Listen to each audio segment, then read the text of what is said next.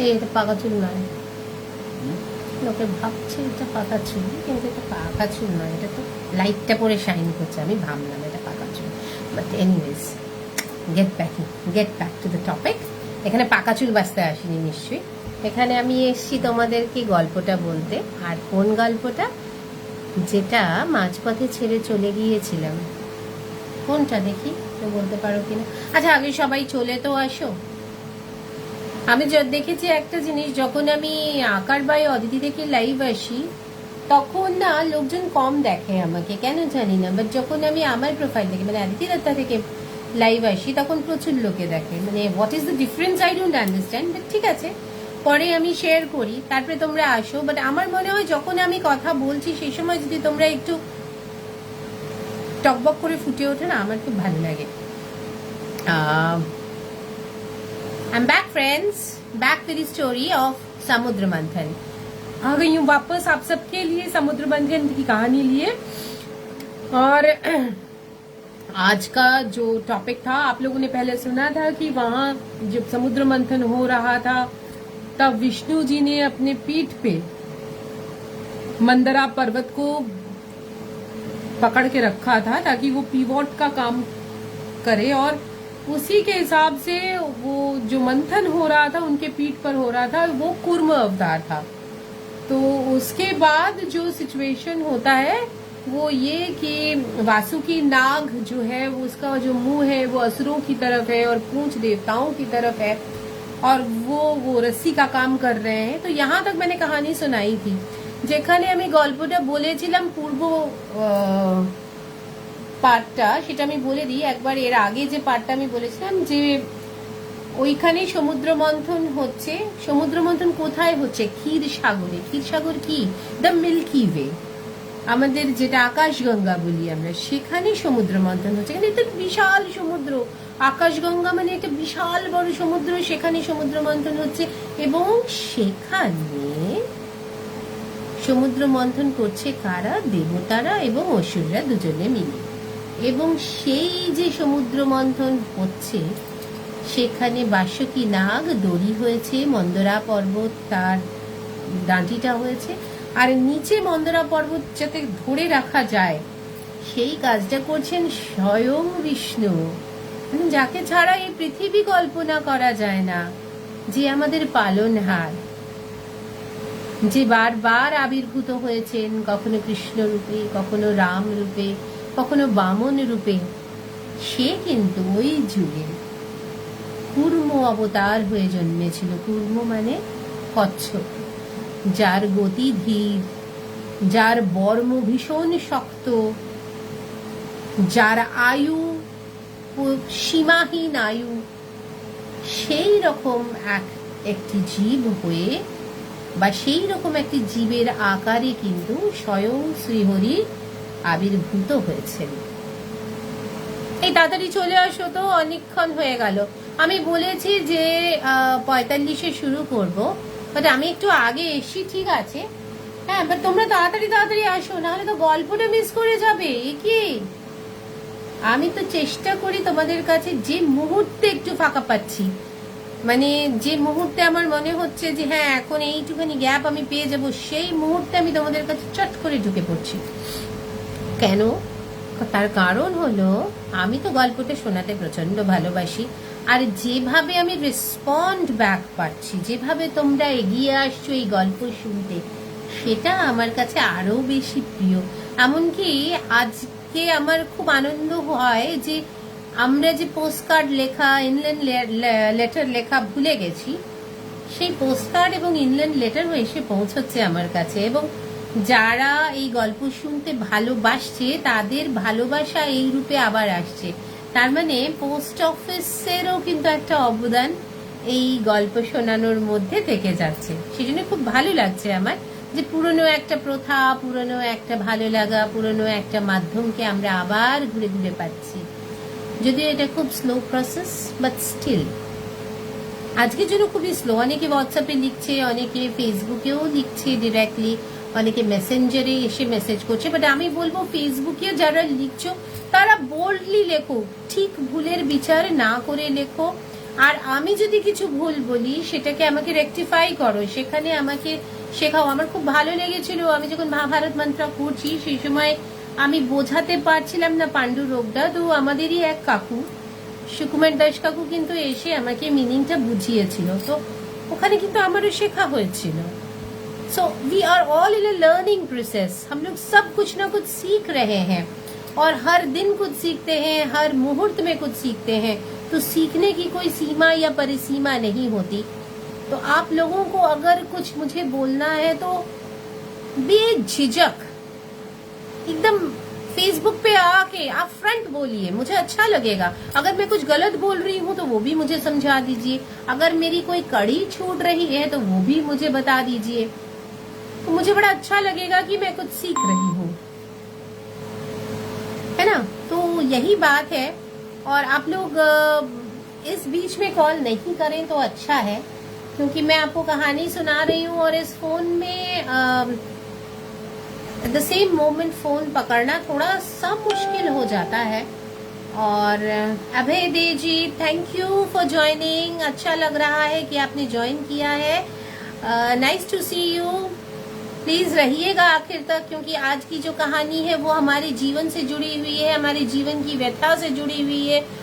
और ये जो हलाहल एक पुरुष होकर जो हलाहल इंसान अपने गले में वहन करता है या अपने शरीर में वहन करता है, उसी शिव का अवतार हर पुरुष है और हर मोहिनी का अवतार, हर लक्ष्मी का अवतार एक नारी है।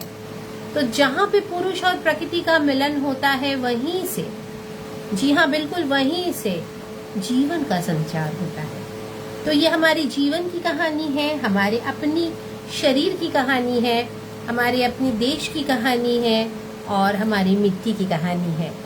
और सही में जब तक हम खुद को नहीं जानेंगे तब तक हम बाकियों को कैसे पहचानेंगे। तो बहुत जरूरी है सबसे पहले खुद को जानना, खुद को मानना, अपने ऊपर आस्था रखना, अपने ऊपर विश्वास रखना। तो ये बहुत बड़ी बात है। Thanks Abhay. एंड तो बहुत अच्छा लगता है जब लोग आते हैं, लोगों को अच्छा लगता है मेरा बोलना, वो बहुत अच्छा, वो मुझे आनंद तो देता है। लेकिन अगर कोई मुझे मेरी गलतियां भी पकड़ा दे, कोई मुझे बता दे कि कहाँ पे मैं कुछ और इम्प्रोवाइज कर सकती हूँ, तो शायद वो मेरे लिए और एक एक्स्ट्रा स्टेप होगा।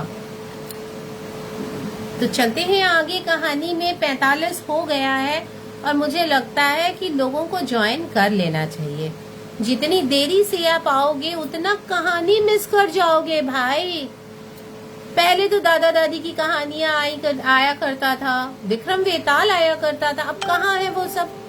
वो तो जब नहीं है तो मैं आई हूँ ना आपको कहानी सुनाने। जल्दी जल्दी ज्वाइन करो, please come join at the earliest. मुझे तो अभी भी याद है जब हम छोटे थे ना, बैठे रहते थे दादा दादी की कहानियां सुनने के लिए।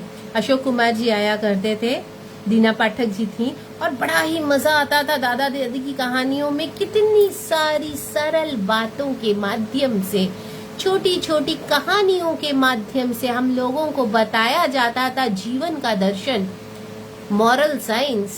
लेकिन अब तो वो रहा ही नहीं। फिलॉसफी इंसान की जिंदगी से जा रही है। क्यों? क्योंकि जिंदगियां फास्ट हो रही हैं, बट फिलॉसफी के बिना जीना भी कोई जीना हुआ? बताइए।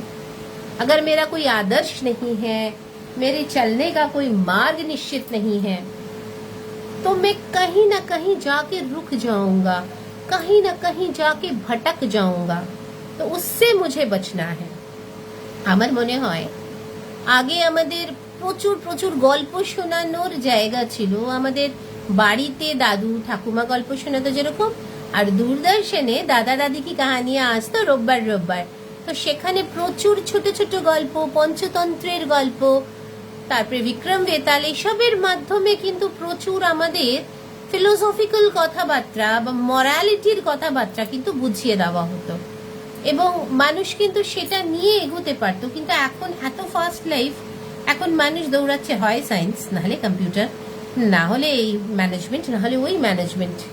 কিন্তু প্রথমে তো সেলফ ম্যানেজমেন্ট দরকার। মানুষ যদি নিজেকে না ম্যানেজ করতে পারে, হ্যাঁ তো ম্যানেজমেন্টের কি মানে? ডাক্তার, ইঞ্জিনিয়ার, MBA সব হলাম, আর মানুষের মতন মানুষ হলাম না, তাহলে কোনো লাভ আছে? তাই মানুষের মতন মানুষ হওয়ার জন্য যে মার্গদর্শন যতটুকু দেখিয়ে দিলে মানুষ নিজের মতন করে নিজেকে গ্রুম করতে পারবে, সেই চেষ্টায়, সেই ভালোবাসায়, সেই উদ্যোগে আমি চেষ্টা করি আপনাদের কাছে এসে ছোট ছোট করে আমার মতন করে গল্পগুলোকে বলে যাওয়ার। তার কারণ এই গল্পগুলো শুনলে অবশ্যই একটা আনন্দ হয়। দ্বিতীয়ত, এর মধ্যে কোনো কলুষতা নেই। এই আজকালকার দিনে যে এত মহিলা ভিলেন আছে সিরিয়ালগুলোতে, তারা কেউ নেই। সত্যি বলছি, বিশ্বাস করুন, এখানে ভিলেন শুধু মন। সেই মনের ওপরে যদি আমরা একটা বিজয় লাভ করতে পারি, সেখানে যদি মনকে আমরা জিতে নিতে পারি, তাহলে बस चुटकी में सब कुछ अपने कंट्रोल में। और मन जब आत्मा से मिलता है तब परमात्मा की दर्शन करता है। তো সেই কারণে একটু সময় বের করুন, অল্প স্বল্প সময় বের করে চলে আসুন না শুনতে। আমি তো আপনাদের কাছে কোনো খারাপ উদ্দেশ্য নিয়ে আসছি না, কোনো রকম কোনো কটু কথা, কোনো কটূক্তি নিয়ে আসছি না। যেটা নিয়ে আসছি সেটা হচ্ছে ওয়ান অ্যান্ড অনলি বেদের কথা। ও, বেদের কথা বলতে মনে পড়লো, চিরু একটা খুব ভালো কাজ করেছে। আমি তো টেক সাভি নই, অ্যাজ ইউজুয়াল সব ভুলভাল করি। ইমেলটুকু করতে জানি, একটু ওয়ার্ড এক্সেল জানি, এই টুকটাক কাজগুলো করে নিতে পারি, আর ছবি টবিগুলো এদিক সেদিক করতে পারি। তাও ওগুলোকে এডিট ফেডিট করতে পারি না, সেগুলোর জন্য চিরু আর আমার ছেলে যিশু আছে। তো চিরু আজ একটা খুব ভালো কাজ করেছে। ও বলল, দিদি আপনার এই মহাভারত মন্ত্রটা বা বিশ্বামিত্রের এপিসোডটা যদি আমরা ইউটিউব করি কেমন হয়? ভাবলাম, দেখ আমার কোনো আইডিয়া নেই। তো সামাও একটা কি করলো, ফেসবুক থেকে সেটা ইউটিউবে প্লেস হয়েছে। এবার তোমরা আমাকে ইউটিউবেও পাবে, এবং আজকের থেকে নয়, মানে 24 ঘন্টা লাগে ওটা বোধহয় সব সেট ফেট করতে। তো মেবি ডে আফটার টুমরো থেকে যা যা আমি আপলোড করব সেটা ইউটিউবের মাধ্যমে তোমাদের কাছে পৌঁছে যাবে। তো যারা এতদিন কমপ্লেন করতো যে আমার ফেসবুক পেজ নেই, আমার ফেসবুক নেই, আমি তোমাকে দেখতে পাচ্ছি না, তো তাদের প্রবলেম সলভ। যারা বয়স্ক মানুষ আছে তাদের প্রবলেম সলভ। তাদের যদি নাও থাকে ফেসবুক, কাকুরা কাকিমারা, তোমরা কিন্তু এবার আমাকে দেখতে পাবে ইউটিউবের মাধ্যমে, এবং তোমরা ছড়িয়ে দিতে পারবে তোমাদের বন্ধু বান্ধবদের কাছে। তার কারণ আমি যে গল্পগুলো শোনাই সেগুলো সবটাই আমাদের মাটির গল্প, আমাদের মনের গল্প, আমাদের শরীরের গল্প, এবং আমাদের ভালো লাগার এবং ভালো থাকার গল্প। তাই শোনাচ্ছি আজকে সমুদ্র মন্থন। তো সমুদ্র মন্থনের যে সেকেন্ড পার্টটা, সেটাতে আমরা ঢুকছি আজকে। হ্যাঁ, সেকেন্ড পার্টটাতে আমরা আজকে বলবো যে সমুদ্র মন্থন থেকে তো অনেক অনেক জিনিস বেরিয়েছে, বলছিলাম এর আগের দিন। তো যেটা প্রথম বেরিয়েছিল সেটা হচ্ছে সোনা, তারপরে বেরালো লোহা, তারপরে বেরালো কপার, তিনটে হয়ে গেল। একটা দেবতারা নিল, একটা অসুররা নিল, আর একটা গন্ধর্বদের গিফট করে দেওয়া হলো। কিন্তু তারপরে কি বেরোলো? তারপরে বেরোলো গ্রহরত্ন। গ্রহরত্ন নিয়ে আমরা কত চিন্তা ভাবনা করি, তাই না? কেন করি না? আজকে দিনটা কেমন যাবে আমার বৃশ্চিক রাশি, আমি আমার রাশিতেই বললাম। আবার কেউ ভাববে না, এখন কর্ক রাশির সময় একদম ভালো যাচ্ছে না, মিথুন রাশিরা খুব ভালো থাকে, অমুকের এটা আছে, তমুকের ওটা নেই। হ্যাঁ, আমার ছেলেটা কেন যে কন্যা রাশিতে জন্মালো? হ্যাঁ, তো এরকম প্রচুর চিন্তা ভাবনা থাকে। আর সেই চিন্তা ভাবনাগুলোকে যাতে পজিটিভ ওয়ে দেখানো যায়, তার জন্যই এই গ্রহরত্ন। সেই গ্রহরত্ন, সেই স্টোনস বেরানো শুরু হলো। প্রথমে কি বেরালো? প্রথমে বেরালো রুবি, যাকে আমরা বলি চুনি। এই চুনিটা চলে গেল সূর্যের কাছে, লাল রঙের পাথর, তাই দেবতা গ্রহণ করলো। আর ইন্দ্রের পরেই যার প্রতাপ সে হচ্ছে সূর্য। তো সূর্য নিল সেই চুনি আর মস্তকে ধারণ করলো, ঠিক আছে। এরপরে বেরালো পোখরাজ। পোখরাজ কার? পোখরাজ শুক্লাচার্যর। শুক্লাচার্য পোখরাজ গ্রহণ করলেন এবং ধারণ করলেন তার কপালে। দেখবে যখনই আমরা শুক্লাচার্য নিয়ে কথা, শুক্লাচার্য হচ্ছে কাদের গুরু? শুক্লাচার্য হলো অসুরদের গুরু, আর তিনি ধারণ করলেন পোখরাজ। কোনটা বলো তো? শুক্র আমার বেশ আই, এইটা পোখরাজ। তো পোখরাজ চলে গেল শুক্রাচার্যের কাছে। তারপরে আসলো পান্না। পান্না কাদের জন্য? পান্না হচ্ছে বুদ্ধির প্রতীক। পান্না তাহলে এমন একজনের কাছে যাওয়া উচিত যে বিদ্যাও ধরে বুদ্ধিও ধরে। সেটা কে? गणाधीश, আমাদের সবার প্রিয় গনু বাবা। तो जब हम लोगों का ये समुद्र मंथन होने लगा और सोना, लोहा, कॉपर सब निकल गया, उसके बाद क्या निकला? उसके बाद निकला रूबी। तो रूबी जो था वो गया सबसे पहले सूर्य देव के पास। सूर्य देव ने उसको ले लिया और उन्होंने अपने चूड़ा में उसको पहन लिया। उसके बाद आया शुक्लाचार्य की बारी और उन्होंने लिया पुखराज और उन्होंने अपने कपाल में यहाँ पे उन्होंने पहन लिया अपना पुखराज। और उसके बाद निकला पन्ना, यानी जो हरे रंग का पत्थर होता है ना, पन्ना, जिसे हम लोग बुद्धिमत्ता के लिए पहनते हैं, या जिसको हम लोग अपनी बुद्धि की वृद्धि के लिए पहनते हैं, या स्टूडेंट्स को दिया जाता है, तो वो बुद्ध का है। और वो बुद्धि का अवतार कौन है? वो और कोई नहीं, हम सबका प्यारा, सबका दुलारा भगवान, सबका प्यारा इष्ट गणपति बप्पा, उनको दे दिया गया। और उन्होंने उस बुद्धि के यंत्र को अपने वक्ष में धारण किया। तो हम लोग अगर अपनी बुद्धि को यहाँ से और यहाँ से दोनों को मिला के सोचें, दोनों को मिला के उसके बारे में हम कोई डिसीजन ले किसी भी चीज के बारे में, तो उसका जो रिजल्ट होगा ना, वो गणपति बप्पा जैसा ही होगा। तो इसीलिए कहा जाता है कि सिर्फ दिमाग या सिर्फ दिल से ना सोचे, दोनों को मिला के सोचे, दोनों को एक साथ पकड़ के सोचे। Thanks Debaji for joining. তো এসছি সাথে ব্যস্ততার মধ্যে, ভালো লাগছে রে। तो गणपति बप्पा को मिल गया। अब देखिए, मैंने 3 पत्थर तो तीनों देवताओं के पास भिजवा दिया है कहानी के माध्यम में। अब रहा गोमेद। गोमेद चला गया राहु के पास। क्यों? उसका वर्ण राहु से बहुत मिलता था।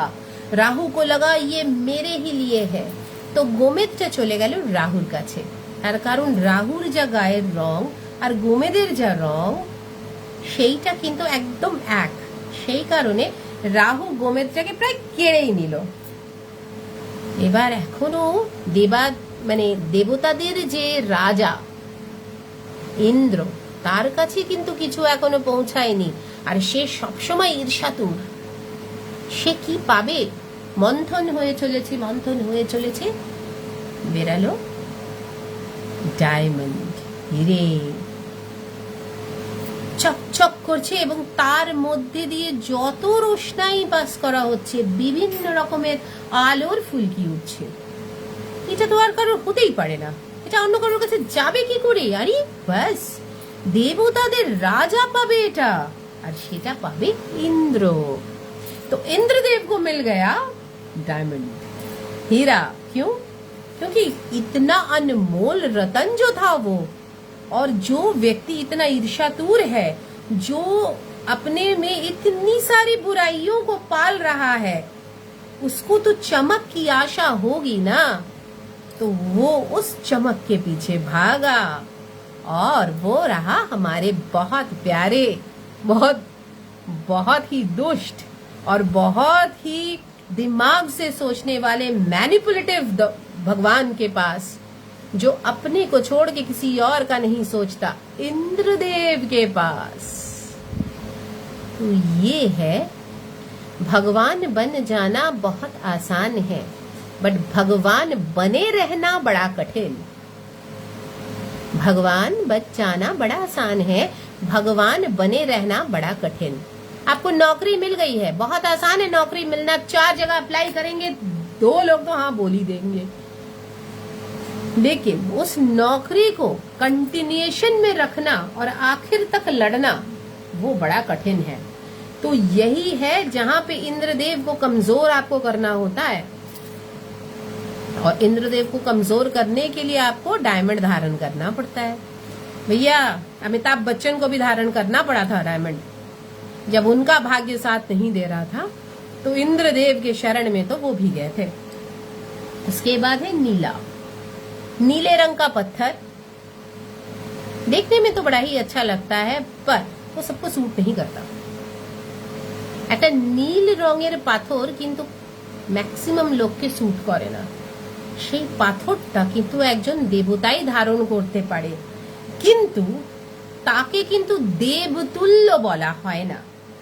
এমন একজন দেবতার কাছে চলে যাবে এই নীলাটা, যার দর্শন মাত্রেই কিন্তু আপনার খারাপ সময় শুরু হয়ে যাবে। ভাবুন, একজন দেবতা যাকে দেখার পরেই সময় খারাপ। অনেক সময় হয় থ্যাঙ্কস থ্যাঙ্কস রে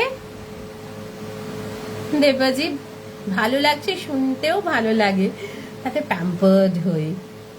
তো এমন একজন দেবতার কাছে যাকে দেখলে আমাদের সময় খারাপ হবে, তার কাছে চলে গেল নীলা। তাহলে কে বলুন তো সে? अरे यार के हबे शनिदेव। दर्शन मात्र से ही आपका बुरा समय 7:30 शुरू हो जाता है। इसलिए शनिदेव की जब पूजा करते हैं ना हम लोग, उनकी तरफ उनके आंखों में आंखें रख के नहीं पूजा करते, उनके इर्द गिर्द में पूजा करके भाग जाते हैं। और भागना भी चाहिए कि भैया तुम दृष्टि मत डालना, आंखों में पट्टी बांध लो, ताकि तुम देखोगे मेरा समय खराब शुरू हो जाएगा, या तो 7:30 लगेगी या 2:30 पड़ जाएगा। तो इसीलिए जो हमारे शनि देव है, उनको नीला पत्थर मिल गया और उन्होंने नीला पत्थर उठा लिया, और वो उनका ही माने अंश विशेष बन गया। जब आपका शनि देव को जब तुष्ट करना होता है या शनि की प्रकोप से बचना होता है, तो हम लोग नीला पत्थर पहन लेते हैं। तो दृष्टि उनकी उस नीले पत्थर पे जाती है, आप पे नहीं जाती, और आपका बुरा समय अच्छाई में बदलने लगता है। तो अब जो हम बताएंगे वो है मंगल। मंगल के बारे में, जिन्होंने लाल पत्थर उठाया, लाल कोरल, रेड कोरल, वो उसको हम लोग कहते हैं रेड कोरल। जो होता है ना, वो एक्चुअली एक जड़ से निकलता है, समुद्र के नीचे की कोई पेड़ पौधा है जिसकी जड़ से निकलता है रेड कोरल। वो मंगल का प्रतीक है, और वो मंगल ले गए। अब समुद्र को भी कुछ लेना था, क्योंकि समुद्र का ही मंथन हो रहा था, तो समुद्र क्या लेता? समुद्र ने कहा, भाई जो मंथन होके मेरे से निकल रहा है उसे फिर से मुझे दे दो। क्यों? क्योंकि वो मेरी नाद का प्रतीक होगा, वो मेरी नाद का प्रतीक होगा। तो লাল পলা তো পেয়ে গেল মঙ্গল, কিন্তু তারপরে সমুদ্রদেব দাঁড়িয়েছিলেন। সমুদ্রদেবকে জিজ্ঞেস করা হলো, আরে আপনি কিছু বলছেন না, আপনারই মন্থন হচ্ছে। তো বলছে যে আরে আমাকে কি দেবে, যা আমার থেকে উৎপত্তি হচ্ছে সেটা আমাকে ফেরত করে দাও, আর তার মধ্যে থেকে যেটা সব থেকে প্রিয় সেটাই আমাকে ফেরত করে দাও, তাতেই আমি খুশি হয়ে যাব। তো বলো আচ্ছা ঠিক আছে, সেটা কি? বলো যে আমার স্বরকে নিনাদিত করবে, যে আমার স্বরকে আরো বাড়িয়ে তুলবে, আমার গর্জনকে আরো বাড়িয়ে তুলবে, যা সব সময় মানুষকে আমাকে মনে করিয়ে দেবে, সেই জিনিসটা আমায় ফিরিয়ে দাও। সেটা কি? সেটা শঙ্খ। রোজ পুজো দেওয়ার সময় কিন্তু আমরা সমুদ্রকে মনে করি, আমরা জানা অজানা তথ্য এটা, কিন্তু আমরা প্রত্যেকেই শঙ্খ বাজিয়ে কিন্তু সমুদ্রের আহ্বান করি। কেন জানেন? কারণ শঙ্খের যে নাদ সেটা কিন্তু ব্রহ্মনাদ, আর এই ব্রহ্মনাদ থেকে বাড়িতে যত পোকা মাকড় কীট পতঙ্গ সব দূরে চলে যায়, শুভ সূচনা দেয়। সমুদ্র যেরকম সব কিছু ধুয়ে পরিষ্কার করে দেয়, ঠিক সেই রকমই সমুদ্র থেকে পাওয়া এই শঙ্খ, তার নাদে যত কলুষিত জিনিস আছে আপনার ভেতরে, আপনার বাড়ির ভেতরে, আপনার বসস্থানে, আপনার অফিসে, এই শঙ্খের নাদ কিন্তু তার গর্জনে সমুদ্রের প্রকাশ দিয়ে আপনার সমস্ত খারাপ জিনিসকে দূরে সরিয়ে দেয়। তাই কিন্তু আমরা रोज সন্ধ্যেবেলায় শঙ্খ বাজাই। हम लोग रोज शाम को शंख की नाद करते हैं। मंदिरों में, पूजा घरों में, हर जगह शंख बजाया जाता है। क्यों? उसका कारण है, उसका कारण यही है कि हम जाने अनजाने समुद्र को याद करते हैं। समुद्र जिस प्रकार सारी बुराइयां, सारी कलुषता सबको दूर करती है, ठीक उसी प्रकार ये जो शंख है उसकी प्रतिच्छवि है, उसी की नाद का एक ब्रह्म स्वरूप है। और इसीलिए जब हम शंख बजाते हैं ना, तो घर में जितने भी कीट पतंग होते हैं, जितने भी खराब जीव जंतु होते हैं, रोग आने की आशा रहती है, जो माइक्रो ऑर्गेनिजम्स हैं जो हमको दिखती नहीं है, वो सब दूर चली जाती हैं इस शंख के नाद से। इसीलिए जब भी कुछ अच्छा करते हैं हम लोग, वहाँ शंख की ध्वनि का एक अलग ही महत्व है। तो जरूर याद रखें, और घर में तो जरूर जरूर जरूर बजाएं शंख। एटलीस्ट दिन में एक बार, अगर सुबह नहीं टाइम मिलता है तो शाम को जरूर शंख की नाद को प्रचंड रूप में बजाएं, क्योंकि इससे आपके घर के आसपास का एनवायरनमेंट अच्छा होता है, सारी बुराइयां दूर चली जाती हैं। और इसमें बहुत सारी साइंटिफिक रीजंस हैं। तो हमारे जो ये वेद है, जो हमारी वेदांत है, उसमें जो भी लिखा हुआ है वहाँ साइंस, आर्ट्स सबका ही एक मिश्रण है। कमर्शियल वैल्यू तो है ही भाई, इतने दिनों बाद भी एक ही तरह खड़ा है, आज भी उतना ही युग उपयोगी है जितना पहले था, आज भी उतना है। तो कमर्शियल वैल्यू तो है। आज मैं कहानी सुना रही हूँ, कोई इसका सीरियल बना रहा है, कोई इसका सिनेमा बना रहा है, कोई इससे तत्व लेके कुछ और चीजें में इन्वॉल्व कर रहा है, कोई औषधि बना रहा है, तो कोई योगा कर रहा है। तो ऐसा एक सब्जेक्ट, ऐसा एक किताब जिसे हम वेद कहते हैं, उसी वेद का समागम है ये सारा कुछ, और उसी वेद से उत्पन्न होती हैं ये कहानियां। तो बताइए कितना उपकारी है, आज के युग में भी कितना युग उपयोगी है, कितना কন্টেম্পোরারি है। তো আমাদের ভুলে গেলে চলবে না, বেদ এমন একটা জিনিস যেখানে সব কিছু আছে, আর্ট, সায়েন্স, কমার্স, সব ধরনের বিদ্যা, আতিথেয়তা, হসপিটালিটি, সব কিছু আছে এই বেদে। মানে আমরা এখন যা যা পড়ছি তা আমাদের পূর্বজেরা, আদি পূর্বজেরা, তারা সব জানতো। So we are basically fools. We are going through advanced technologies, we are feeling that we are advanced people, but no, we are just much beyond that, because our ancestors were ahead of times. তো এটা মাথায় রাখতে হবে যে গুরুজনেরা যা যা বলে যাচ্ছে বা যা যা বলছে, সেগুলো কিন্তু সত্যি আমাদের জন্য প্রচুর প্রচুর কিছু দিয়ে যাচ্ছে, আমরা জানতেও পারি না, কিন্তু পরম্পরায় সেগুলো আমরা পেয়ে যাচ্ছি। তো এই পরম্পরাকে ধরে রাখতেই তো এই বেদের সব গল্প, পরম্পরাকে ধরে রাখতেই তো আজ তোমাদের মাঝখানে এসে আমি এই সমুদ্র মন্থনের গল্পটা বলছি, তাই না? তো এত কিছু যখন বেরোচ্ছে, তখন আমরা যেটাকে বলি লেহসুনিয়া, মানে রসুনের মতন দেখতে যে পাথরটি, সেটা হচ্ছে केतुर पाथर। लहसुनिया जाता है केतु को, ठीक है ना। तो राहु और केतु के पास दो पत्थर गए, माने Rahu is the upper part and Ketu is the lower part of a demon, तो उनके पास चला जाता है।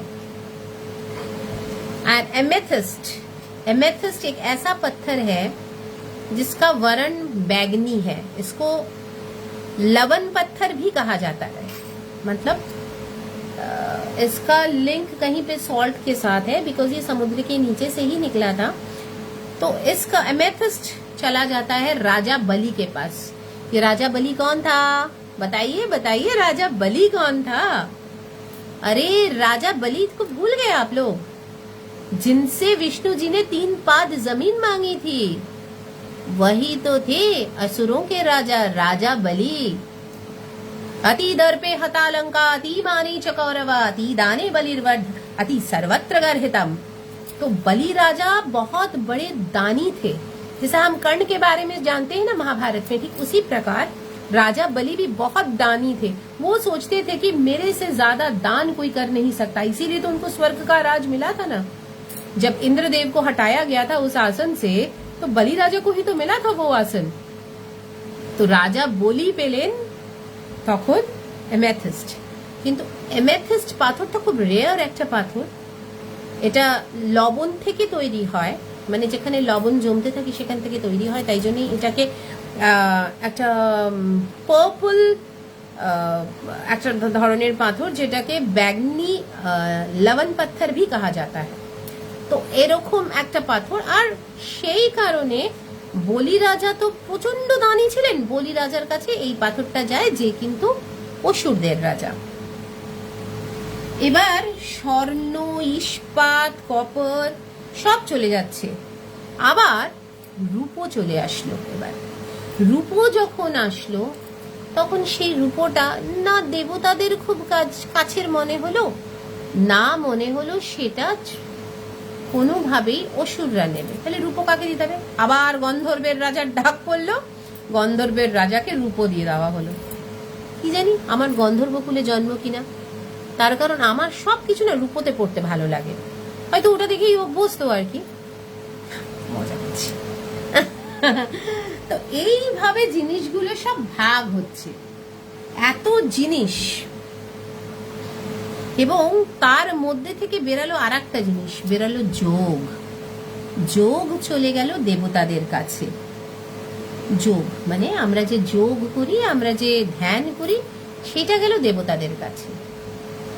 কিন্তু তোমরা কি জানো, জ্ঞান চলে গেল অসুরদের কাছে। তাই অসুরদের কিন্তু জ্ঞান দেবতাদের চেয়ে অনেক বেশি। তার কারণ তারা খাটতেও পারে বেশি, তারা অনেক কিছু এক্সপ্লোর করতে পারে, তারা অনেক কষ্টের মধ্যে থেকে, অনেক দারিদ্রতার মধ্যে থেকে, অনেক অসুবিধার মধ্যে থেকেও কিন্তু কন্টিনিউয়াস এক্সপেরিমেন্টস চালিয়ে যায়।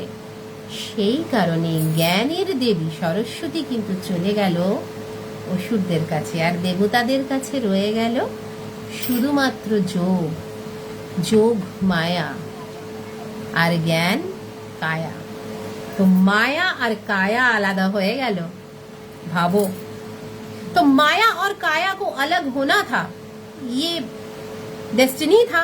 और इसीलिए क्या हुआ, माया जो थी वो योग के माध्यम से तो चली गई देवताओं के पास, और जो काया थी वो था ज्ञान।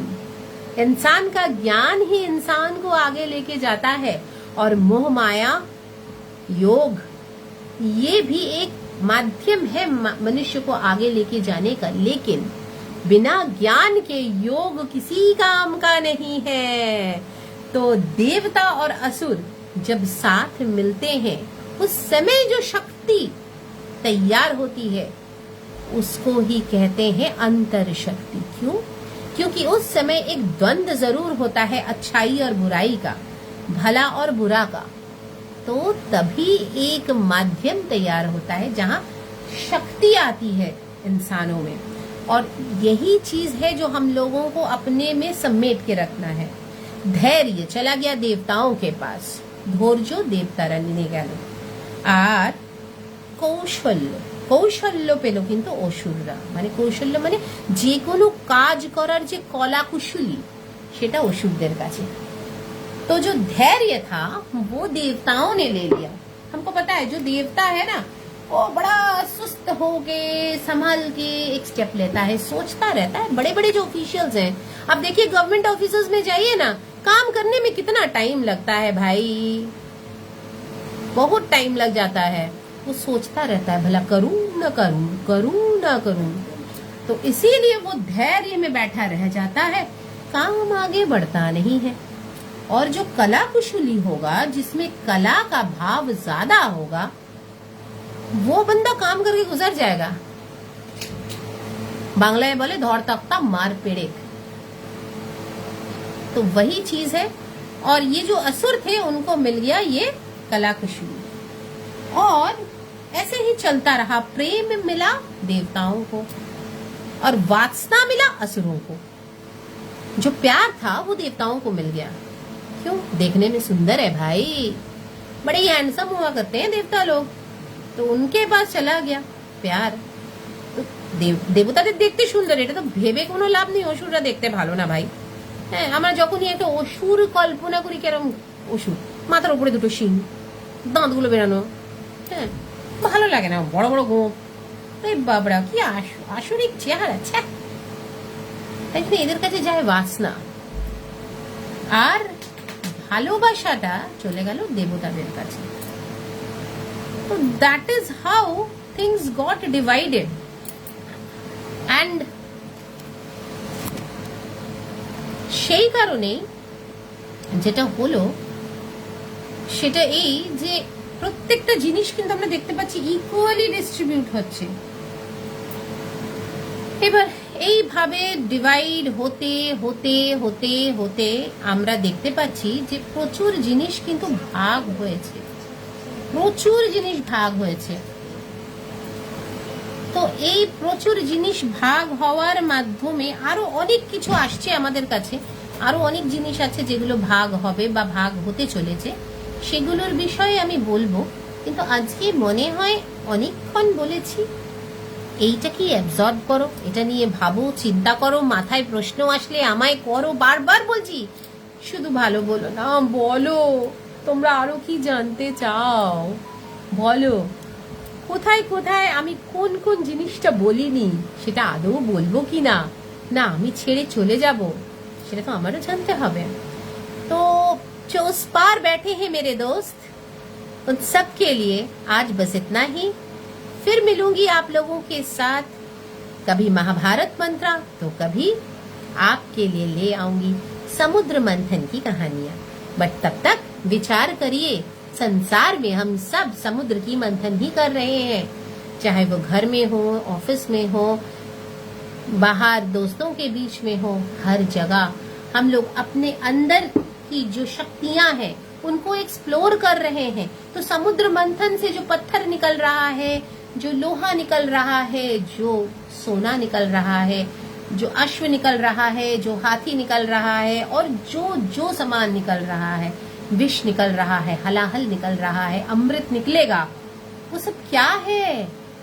वो सब हमारी ही अंतर आत्मा के अंदर बसा हुआ कुछ अच्छाइयां और कुछ बुराइयां हैं।